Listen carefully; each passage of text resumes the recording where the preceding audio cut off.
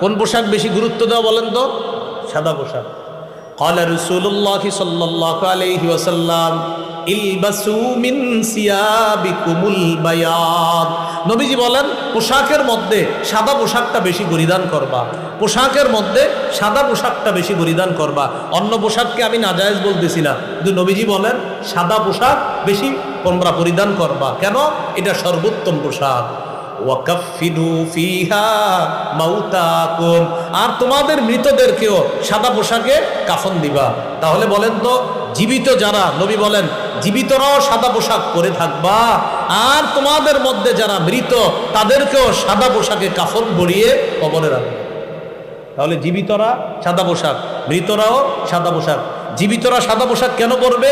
বারবার তাকাবে আর স্মরণ করবে আমার যে কোনো সময় আমার শরীরের উপর চূড়ান্ত সাদা পোশাক উঠতে পারে, যেটা দিয়ে মানুষ আমাকে কবর দিবে।